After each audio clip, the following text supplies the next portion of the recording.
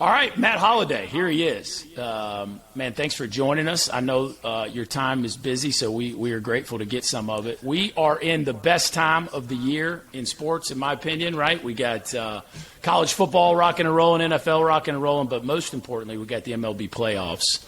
And so I wanted to kind of kick the party off with maybe some of your fondest memories of Major League Baseball playoff runs that you were a part of. Well, it's interesting you say that because they just, obviously announced that the Phillies are playing the Cardinals, and the last time the Phillies were in the playoffs is when Chris Carpenter, the one game when he and Doc Holliday pitched against each other in Philadelphia. So that game in particular has been on my mind lately, and what an incredible game when you talk about two, sort of minor league young guy friends facing off in a one-game showdown in Philadelphia, and it was an incredible game. So that one stands out mostly because I've been thinking about it just because they announced that. But what year was that? That was 2013 maybe. Okay, how'd that one shake out for the Cards? Or actually, that was 2011. I think that was the year we won it. The year you won it, so it went well. Yeah, it went well. Yeah. So obviously, winning a World Series and that year, 2011, was extremely special and memorable. 2007, got a chance to, with the Rockies, and we had the huge 21 out of 22, and just to get in the playoffs was a miracle. And then we win the wild card, the playing game, and then we go on to sweep all the way to the World Series and then get swept in the World Series. But that season was pretty magical, and making it to the playoffs and making it to the World Series. That was the first chance I ever got to play in the World Series and in the playoffs. So that was an incredibly memorable time of year and season for me. And then obviously 11 we won it, and 13 we made it and lost in the World Series again to the Red Sox. But I'm grateful and thankful for all. I got to play in a lot of postseason baseball, and it's an exciting time. I mean, as you said, these last few games, particularly now that most of them don't mean anything, you're just kind of playing up the string. And today's the last day, and then they can turn their attention to Friday. I'm not sure what I think about the new playoff setup. Yeah. I know they want to get more teams involved, and obviously there's money to be made, but. First of all, for division winners, or the top two seeds, you get 5 days off, which in baseball, as you guys know, is not always a good thing. Yeah. And so you take that because you get to skip the 3-game set. Yeah. You essentially don't have to beat a good team, two out of three. But at the same time, you miss 5. Your hitters haven't seen live pitching come 5-6 days later. So I don't know if I love that, but. It's going to be great for fans, that's for sure, and a good chance to watch some great baseball coming up, and 2 out of 3 at a home park, and it's going to be exciting. 2 out of 3 with no travel day, which is really interesting. So I'm going to do the Mets. I'm leaving tomorrow to go do the Mets and the Padres. So DeGrom and Scherzer in Citibank is going to be fun. Go ahead, Jimmy. Matt, I've been waiting to ask my home run questions with you on the air. Not that Burke couldn't hit them, but I've been waiting for you to come on the air and talk about home runs with Aaron Judge doing what he did this year. And I believe for a while you held the record in Busch Stadium for the longest home run, 496 feet, and then in 2006 maybe, the longest home run of the year, 498 feet. So watching him this year, tell me the common threads of a great home run hitter. Like in basketball, I can tell you what great shooters do. I see them all the time. Coach me up on what a great home run guy does. Well, for me with him, you can just immediately start with 6'8", 275 pounds of shredded muscle. Like he starts out with this. He's that big. He's huge. And wow.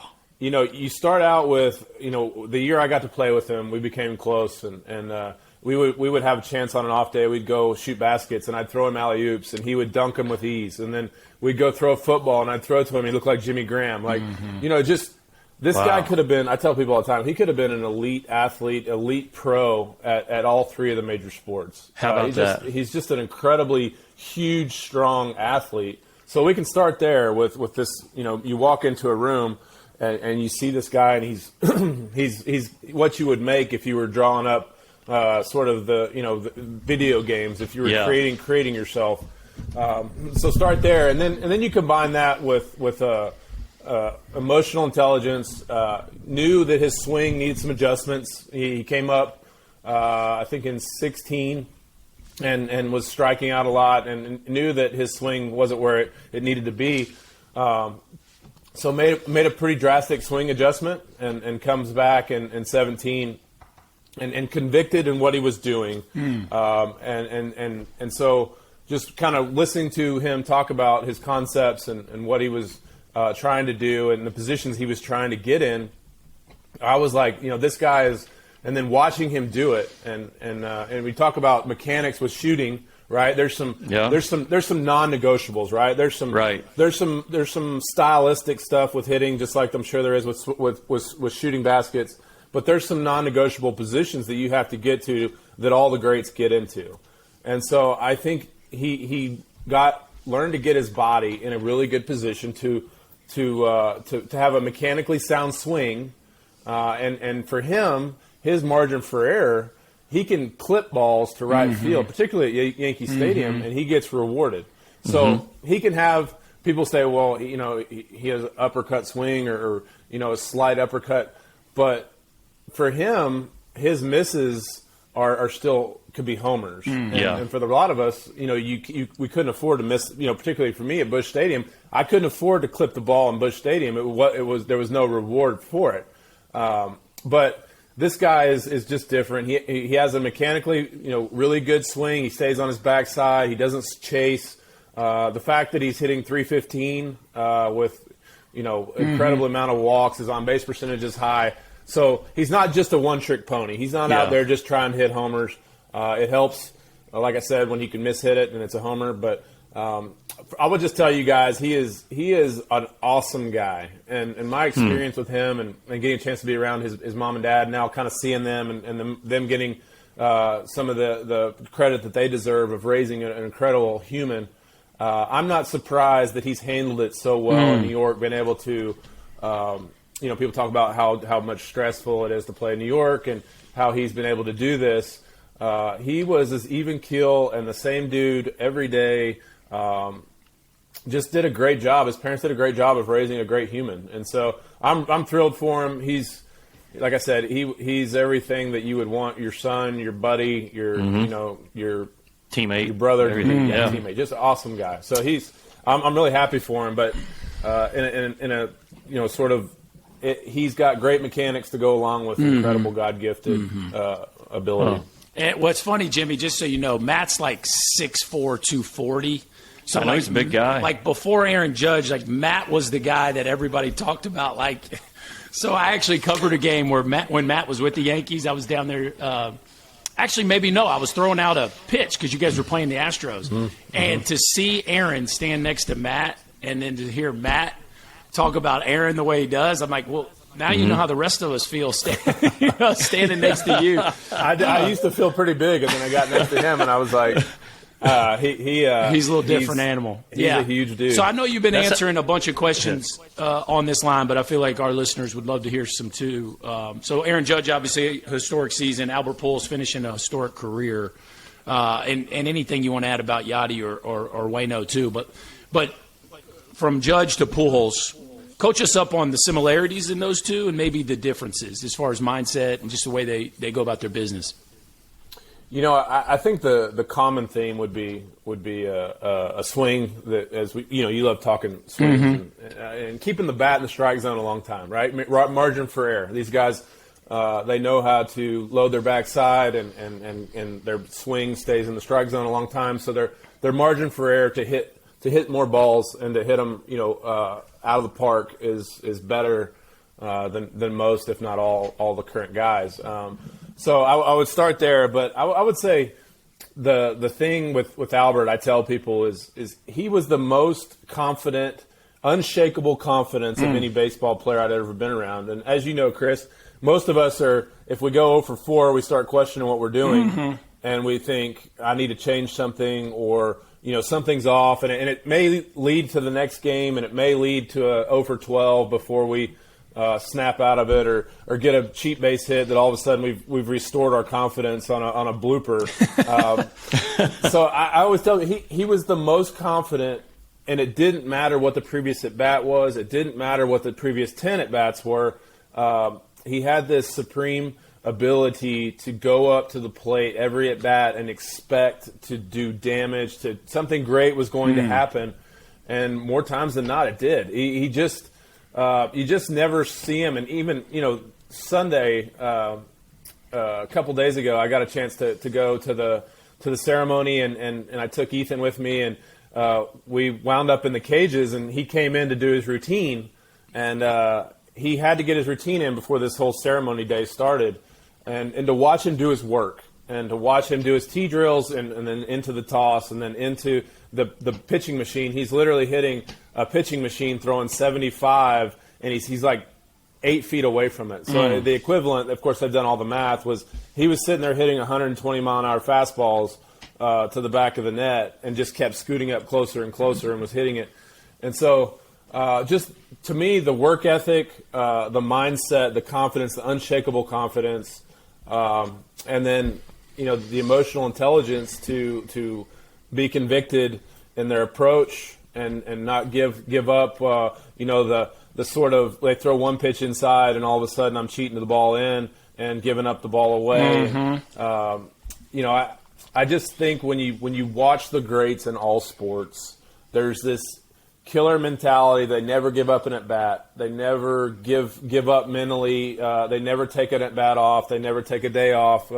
Steph Curry never takes a day off from shooting. Like it's this relentless pursuit of excellence, and once they have it, this pursuit to never give it up, and to never let it go, and to never take a step back, and never let off the gas. And I think that's something that, of all the great players that I got to play with, you watch them, you pay close attention to what they do, and the things behind the scenes were all very similar in their relentless chase of excellence. And then once they have it, to never really even acknowledge they have it. They're just pursuing the next stage of excellence. Almost paranoid to lose it. Yeah. So Matt, you did a beautiful job transitioning in my mind to those qualities you see in Pujols and those great ones. The conviction to make sure he got his routine in, even on a day that he's going to be honored.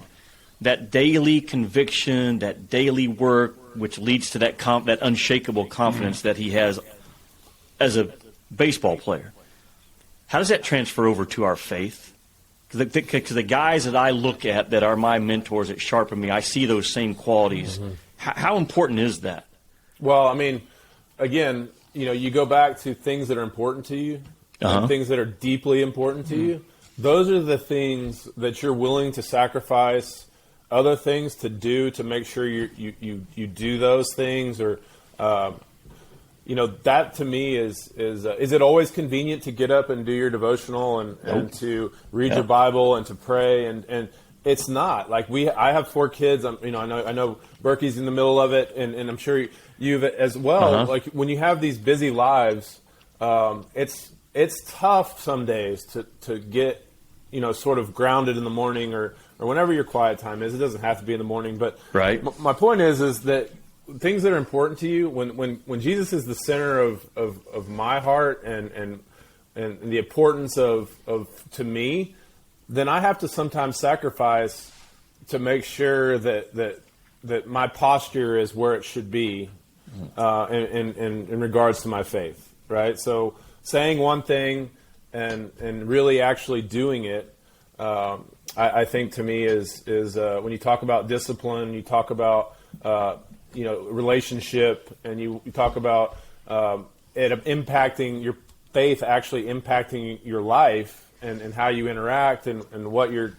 For me, I'm around college kids every day, and I'm around kids that are 18 to 22.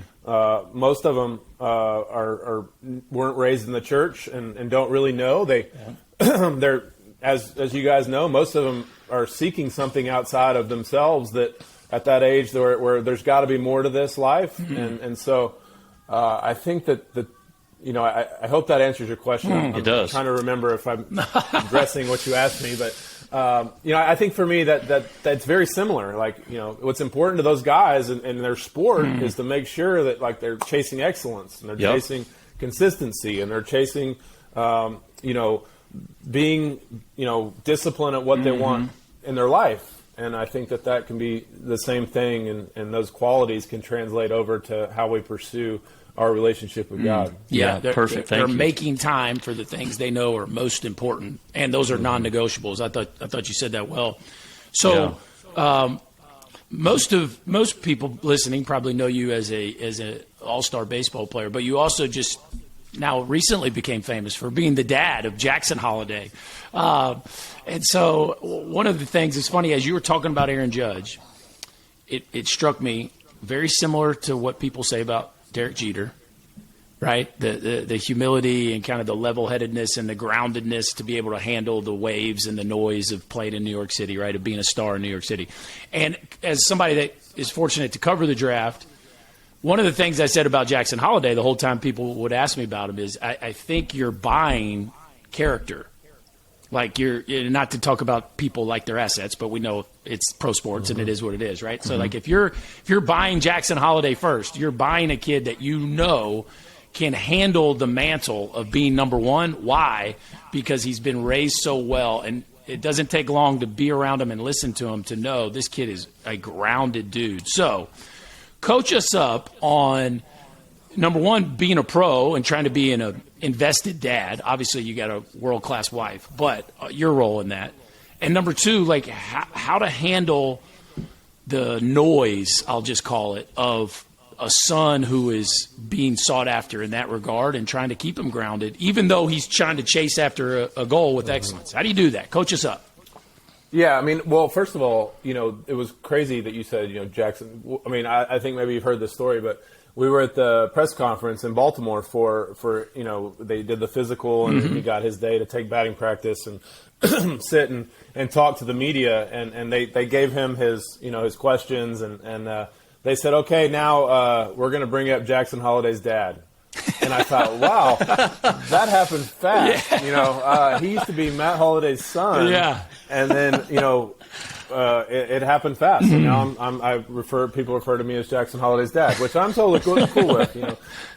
You had your time. You know what I mean? I did. Yeah, you were on the stage long enough. I'm ready to pass the baton, but it happened quick. I mean, it really did. Yeah. I would say, look, I think Jackson has been raised. First of all, Leslie, has done an incredible job. As you know, we're gone a lot, and throughout your playing career, particularly during the season, you're trying to make as many games, you're trying to make as many events, you're trying to be as present as possible. But from just a time standpoint, it's really hard. And so she did an incredible job, particularly early years. But once he got old enough to where he wasn't, I wouldn't consider him a distraction at the field.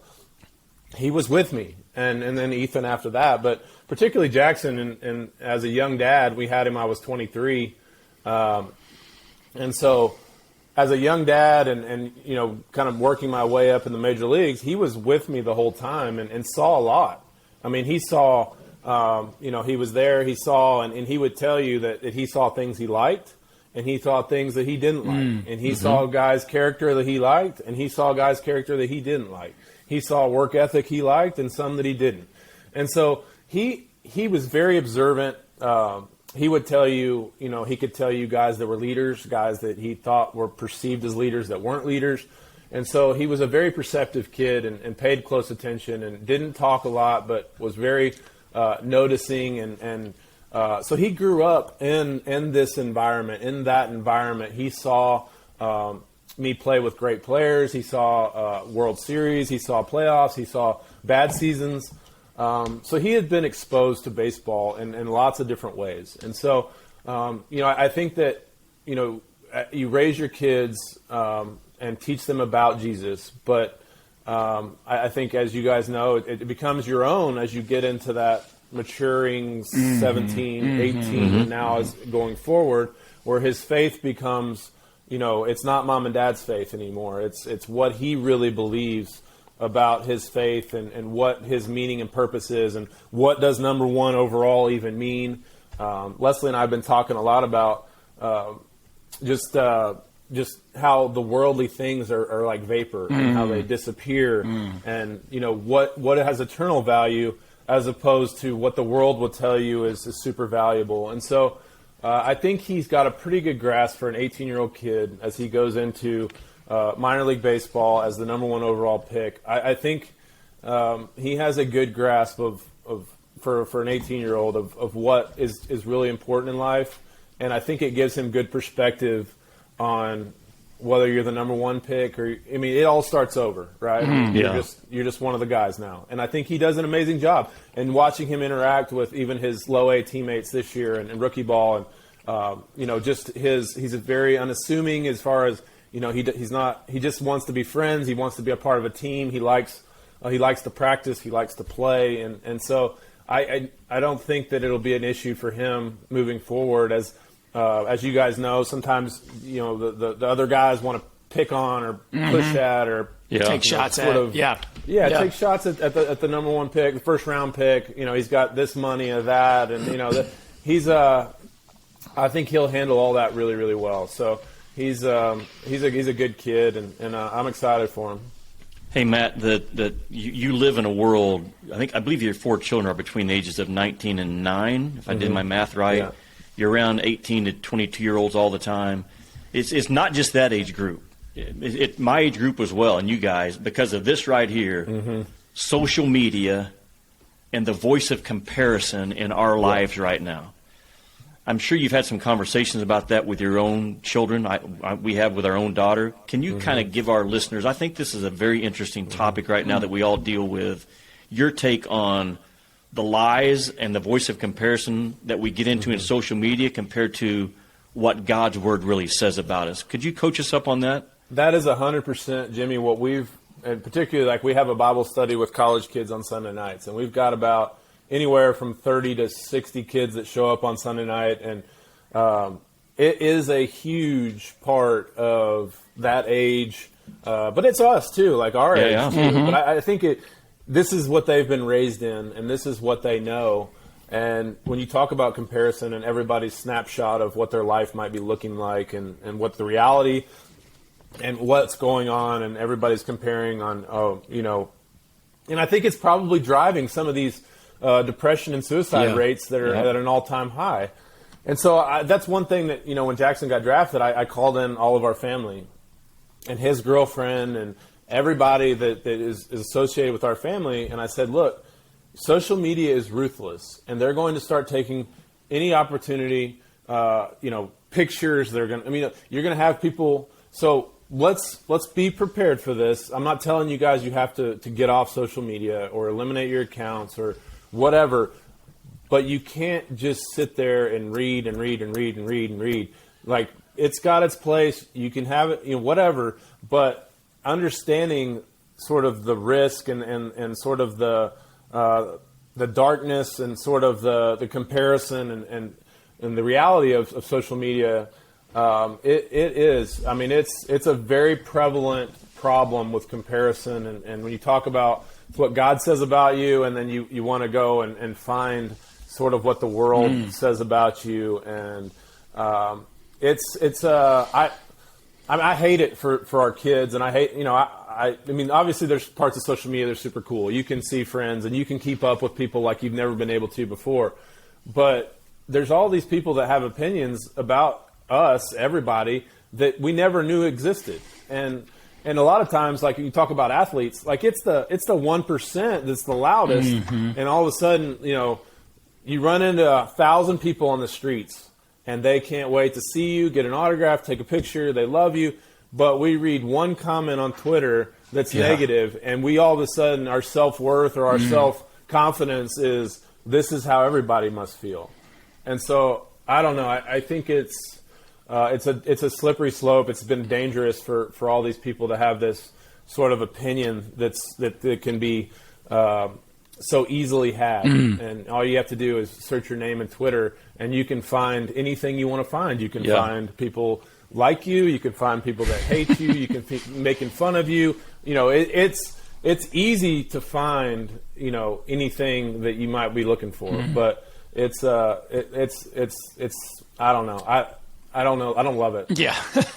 Hard to love. It's hard to love. Let me ask you this, Matt, is in your post-playing days, we know a lot of guys that struggle with their post-playing purpose and, relationships falter and dudes, struggle with figuring out their just daily routine. Like who first of all, who sharpens you in this season of life?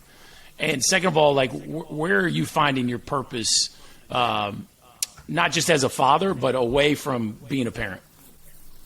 Yeah, I mean, so the cool thing is she's in seminary. Like she graduated, she just finished her biblical studies degree, and now she's in seminary at Dallas Theological, and so I'm watching her juggle 4 kids.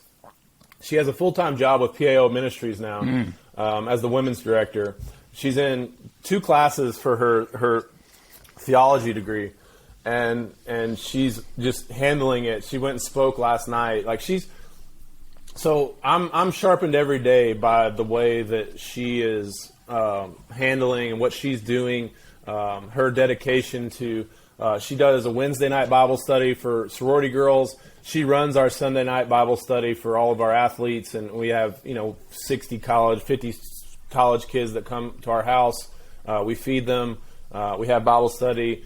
So she is she's incredibly her devout dedication to ministry is easy for me to be sharpened by.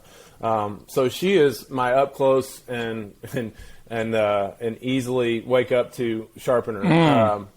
But I have I have friends like Wayno and some of the guys Burke.